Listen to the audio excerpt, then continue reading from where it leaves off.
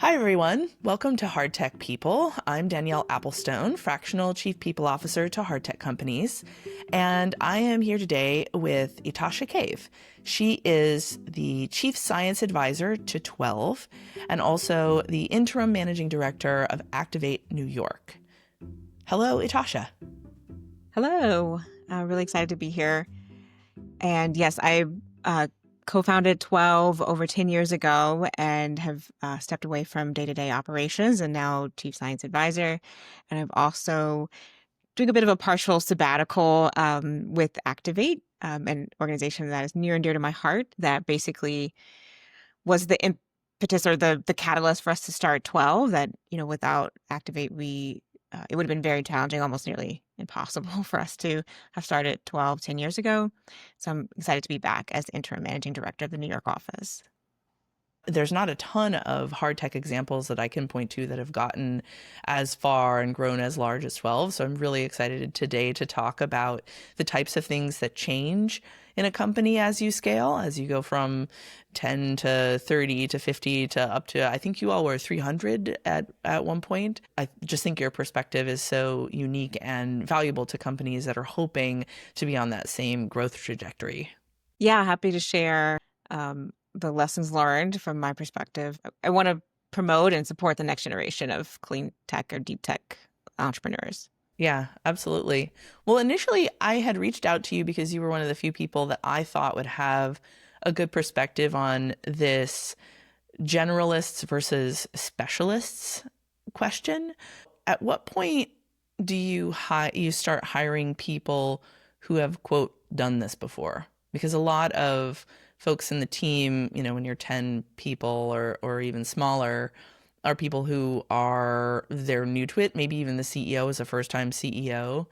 And you hire people who have capabilities and they can learn really fast, but not necessarily the experience of having done it already. And I'm wondering, how do you make the choice about whether or not you can invest in someone's growth in a role versus hiring someone who's done it before?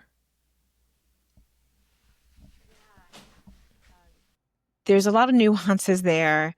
I mean, you know, there's people who've done it before in a big company, and there's people who've done it before in a startup. My co-founder used to say this: we should be the appropriate level of scrappiness. Folks who are in bigger companies can sometimes not quite understand that balance. As you become bigger, you can start to bring in folks who've maybe come from a big company. Because as you do have more resources, more structure, then they can slot into that. But in the super early days, I'd be very, very cautious about bringing someone who worked in a big company. One of the things that I think is pretty different from folks who've been at a large company versus startups is the pace of decision making and also the autonomy of decision making. Yes. Like if you are going to learn something from the decision, if it is inherently a reversible decision, you should probably make it quickly.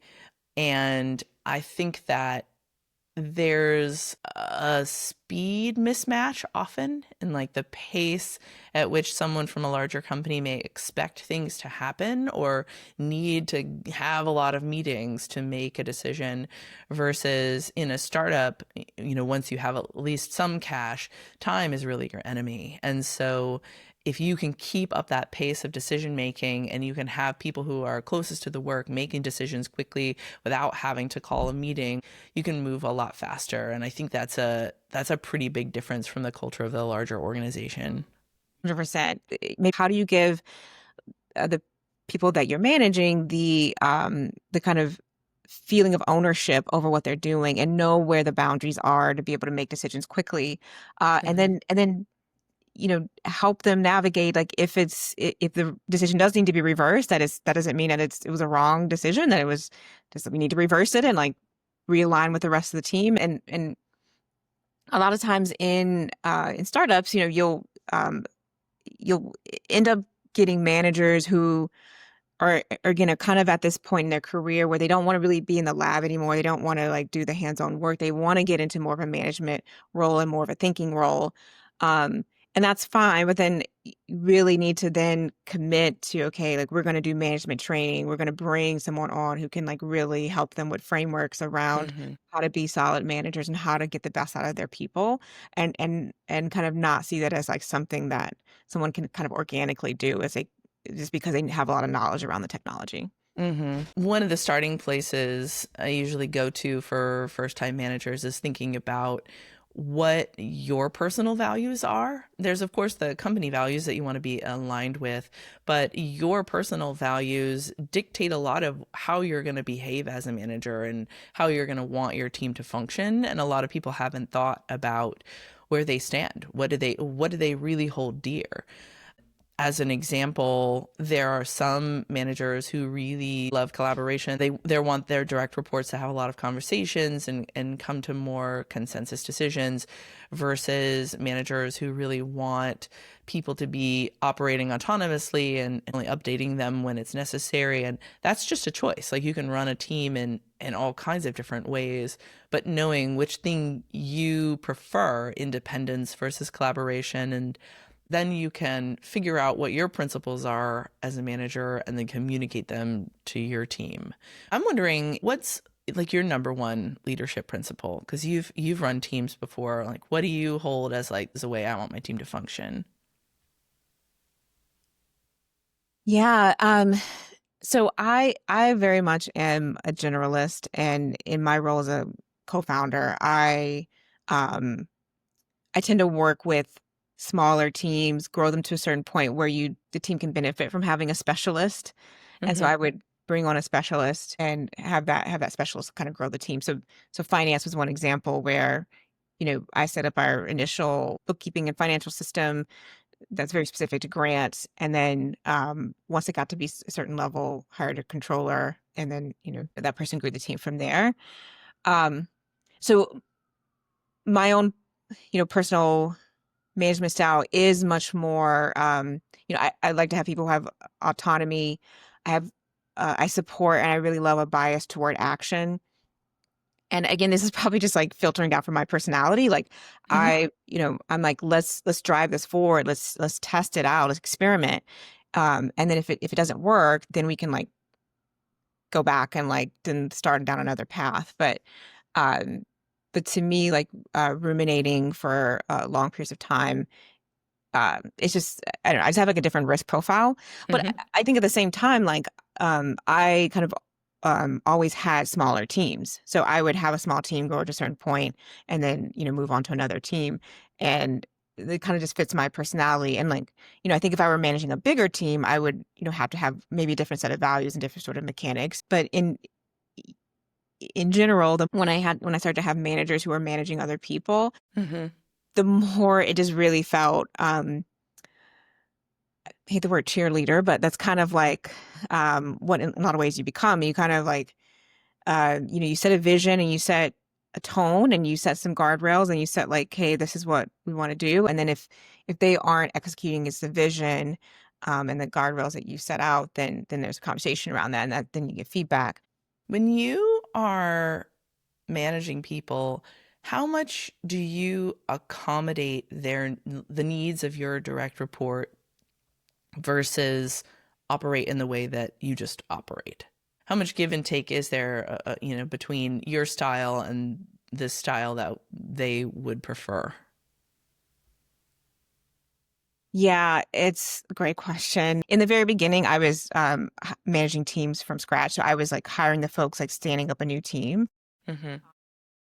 And so in the interview process, I would make it know like, hey, I'm going to be your manager. I would tell them a little bit about my management style, let them know like, hey, there's going to be probably a lot more autonomy than, as individual contributor than maybe you've had, or you maybe would have an equivalent role in another company. Uh, how does that land with you? Like, and kind of giving a bit more about myself of like how I manage. My personal management style was more to like find the way in which someone would thrive and really try to amplify that. So like find their strengths almost and say like, okay, let's like move forward with that. And like, what do you need from me to like be successful? And like, um, let's bring this to bear. And that was more when it was more larger teams and there was a manager who's managing others Mm-hmm. or managing other managers. Um, and so there was much more leeway for me to accept that, okay, I'm the one who needs to kind of adjust more to their management style.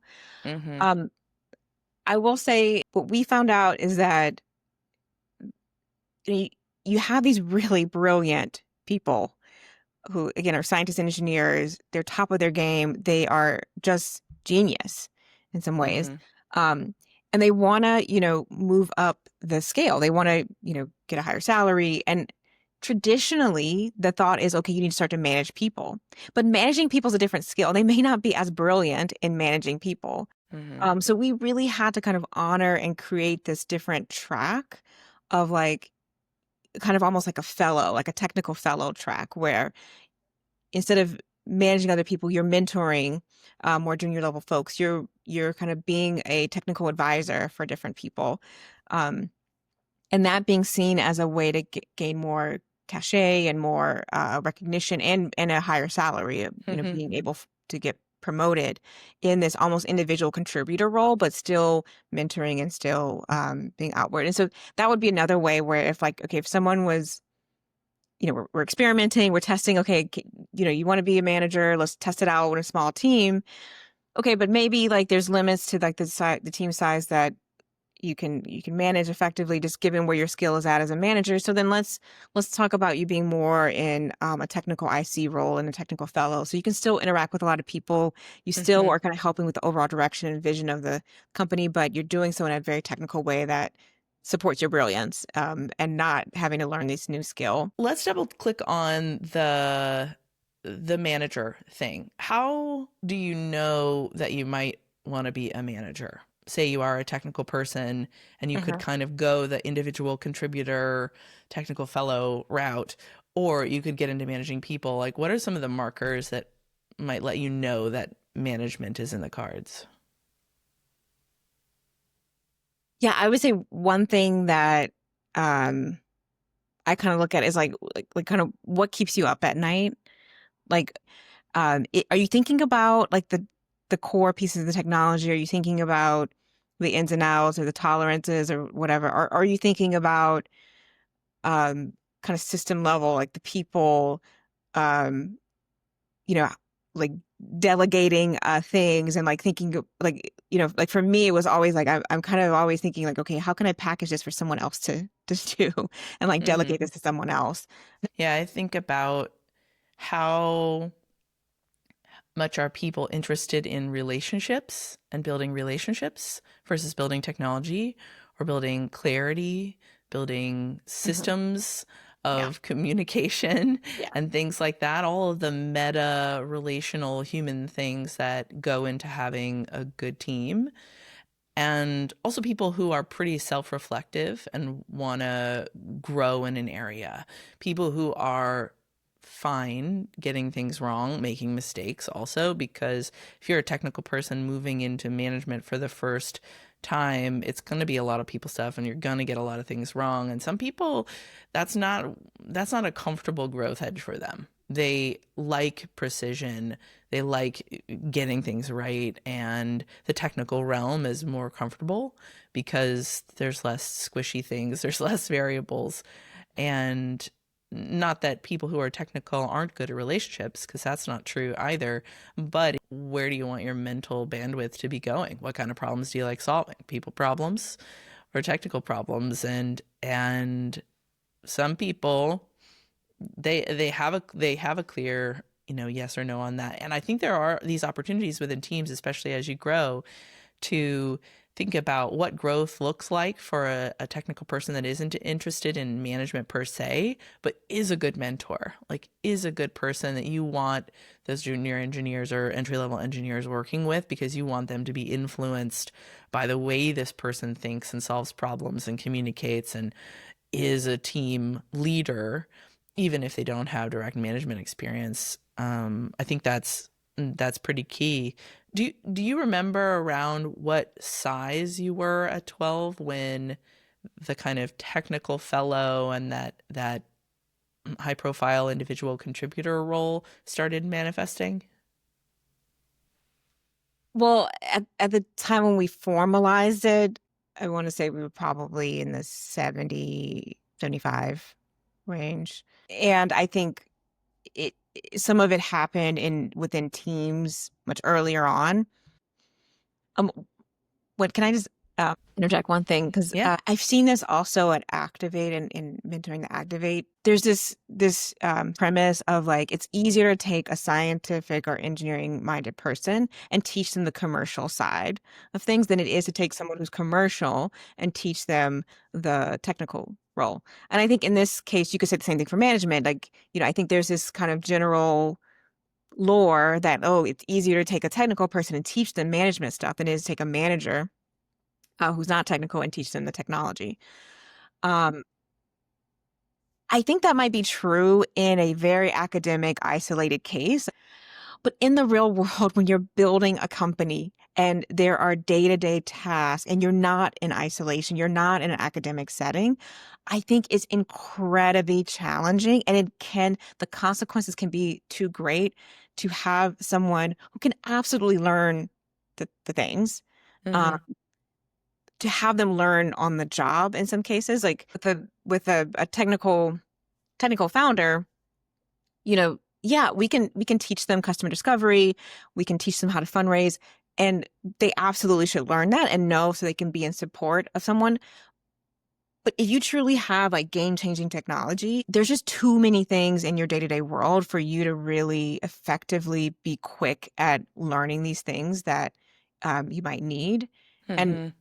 and I say that as someone like for myself, like one part of why I have stepped away from day-to-day operations at 12 is that we started building commercial plants. Like I am like fairly useless at a construction site. So, for me to ramp up into that world on the time scale that was needed for 12 was just not really feasible. Yeah, I think the time that it makes sense to me to learn the hard thing is if you can't afford to pay anybody else to do it. Like Yeah. if you haven't gotten to that next level of scale or money or whatever where you can attract an experienced person, then Uh-huh. you have to. Somebody in the room has to do the work. And so having people in the room who can learn quickly, I think is really key in the beginning. But there are these inflection points where you need to scale. And yes, there's a person at the company who could conceivably learn how to do the thing in the time available, maybe, but it's a very high risk decision. And I think your job as CEO of these companies is to reduce risk wherever possible, given the resources available. So if you can make a choice, maybe you have to pay 100K more for a person who is experienced in that role. The risk of them failing in that role is less than the risk of someone who's never done the role before failing in the role.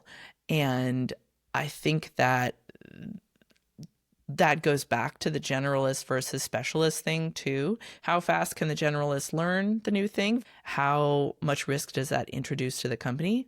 Versus we should just hire somebody who has actually done it before, especially if you have a good cultural filter. I don't advocate for hiring anyone who, no matter how incredible they look on paper, if they're not a cultural match with the company. But thankfully, there's a lot of really great experienced people out there now with hard tech experience that you can find a person who has both the experience that you need, roughly, and who will match your company culturally speaking. Yep. Yeah. Agreed. I'm I'm wondering about how your management processes changed as the company grew. Because you have more, your team might have been small, but you're also within a larger context and infrastructure. I'm just kind of curious about what you had to do differently as a manager over time. Yes, a big one around writing things down. Hmm. Um, Part of it was because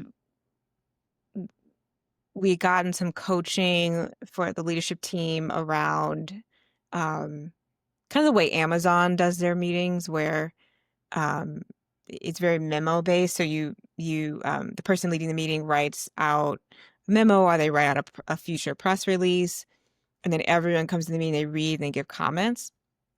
So we switched that type of meeting because what was happening is that there were so many meetings and people were verbalizing stuff. There were some notes being taken, and so notes would be there, but people just weren't remembering all these different things. And so having a memo where people could um, one, it forced the person to really think through their thought process, and then also people could see, okay, how was the decision made? Like, what were some of the trade-offs and so forth?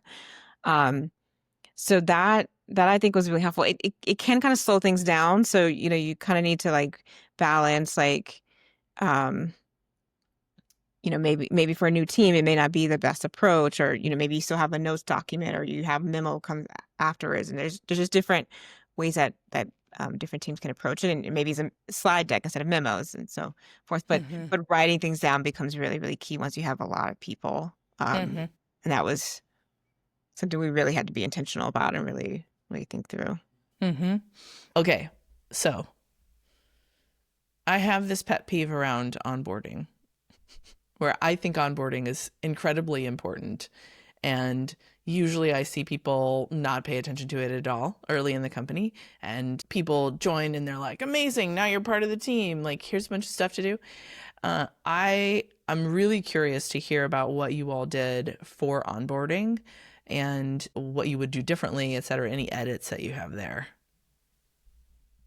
Yeah, definitely learned kind of hard way that onboarding is super important. I would agree with you on that. Um, we eventually hired someone on our HR team that was focused on onboarding Mm, and really put in an expansive process that expanded over the course of a week more intensely over that first week. But then also had pieces like at the 30-day mark, a 60-day mark, 90-day mark, and so forth. And even for the managers, some pre-work to do on the onboarding side, and also had, we're a large part of the onboarding as well. Um, so, the company level onboarding was around, like the basic stuff, like here's our company values, here's the state required harassment policy, and like you have to do this video, and please do that in the next week or two, and then mm-hmm, IT cybersecurity stuff. Here's where to find information, all these kind of company level things. And as a manager, what I would do with onboarding is I had a little presentation about me as a person, and I would kind of go through and like, show, okay, here's my background, and here's some of the things I think about with management. Like for example, one of the things I say is like I support a bias toward action, and I kind of codify that of like, if it's a reversible decision, especially in a time crunch, you just make it, but there's a responsibility with the bias toward action to communicate what's happened, especially if it impacts other people, even if it is mm-hmm, reversible. So it's like things like that. Like I go through kind of things, and I go through kind of how our team is structured, um, you know, the backgrounds of other teammates. Um, I asked them to prepare a little bit of like a about me slide or two for our first team meeting.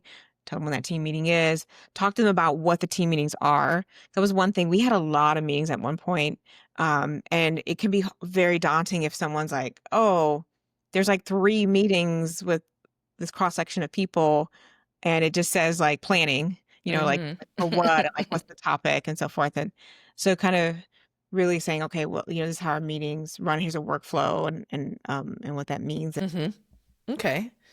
Yeah, I like how you have, there it definitely sounds like company specific onboarding, role specific onboarding, and kind of like team, how is this team functioning onboarding. Breaking that down and giving some time to each one is key. Um, okay.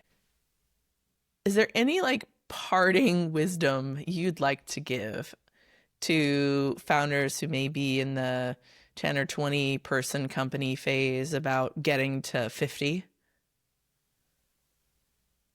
Yeah, I would first ask yourself, do you need to get to 50? Can you um, work with what you have? And um, is there a balance of like consultants that you could bring in. I'd also think about bringing on someone who is a people person. If you're going to grow to around 40 or 50, you probably want to have at least one person who's like thinking about HR stuff. And Mm-hmm. you don't want that to be your 50th hire. You want that to be kind of like maybe earlier on, like if you're going to do this big hiring push. Mm-hmm. And really thinking about a people hire that can think about scaling, can think about the culture of the team and the mechanics of making the company fun place to work, but also knows like the HR pieces of like, just the legal side or Mm-hmm. consult the lawyer around the legal side of employment and state law and so forth. And has the emotional wherewithal to do the kind of tough conversations and tough questions and so forth. If you're at 20 persons already, you probably hopefully have already had an operations person or really strong executive admin or office manager or whatever, but Mm-hmm. kind of thinking about how to infuse those other G&A roles in, like finance, also something that requires more people than you might think. Yeah. You know, yeah, again, just like really thinking about what are the roles that grow as you grow more people. And then thinking about communication lines, like Mm. when you go from 20 to 40, 50 people, um, you no longer have that proximity to each other that you're seeing each other every day, where you're like really in it and you're kind of like sensing each other's presence right away. Mm-hmm. And so, you really need to think about how do you set the vision? How do you communicate excitement? And, you have to like repeat yourself a lot more of like, okay, this is the direction we're going. This is why, this is what. Um, we instituted weekly stand-ups that were like 15 minutes each at the beginning of the week. I thought those were really effective to kind of have everyone come together and like hear about the latest in the company. We did that probably before we were 20 people. Um, but And you certainly, kept doing that even as you scaled? yeah, yeah. Wow. hmm Yeah, we rotate who host. So then, you get to meet a new person in the company every month. We still do that. We still rotate. Um, so yeah, like the person can introduce himself in the beginning of the month, and you get to know like one person on the team a little bit better. Hmm. What would you cover in that? You said it was like 15-minute weekly stand up? hmm Yeah. So we would have our chief of staff was kind of in the background, kind of had kind of a pulse of the team and knew what were the important things that were coming up. But yeah, it's usually a hodgepodge of different things. So like, if we just had a board meeting, there'd be a readout of how the board meeting went. Um, there was a new like safety policy that like talk about safety stuff in that. A new IT policy, a new yeah, just knew something that everyone needs to know. We would also, our business development team was always pretty small, but the commercial aspects of the company are super, super important. I mean, in a lot of ways, as you grow, the company is the commercial aspect. Like the Mm-hmm. technology is almost assumed to be there and work. I mean, you still have technical risks, Mm-hmm. but in terms of like how you really talk about the company is more on the commercial side. And so having everyone know when there was a big commercial contract that was signed or something on that um yeah, or if a team had a major win, so Mm-hmm. like we got new results, we would share that with the company, or even if we were um maybe behind schedule on a couple of things, we would have that leader come on and say like, okay, here's why and here's where we're going, here's our new goals and so forth. Yeah, so just different announcements. That's cool. Okay. Well, thank you for this awesome conversation. I feel like we covered a lot of ground over management and hiring and processes around scaling. And I really appreciate you having this conversation with me. Yeah, absolutely, that was really fun. Okay, that is it for another episode of Hardtech People. If you like learning about people operations strategy for hard tech companies at the early stage, definitely listen in. Thanks so much for listening.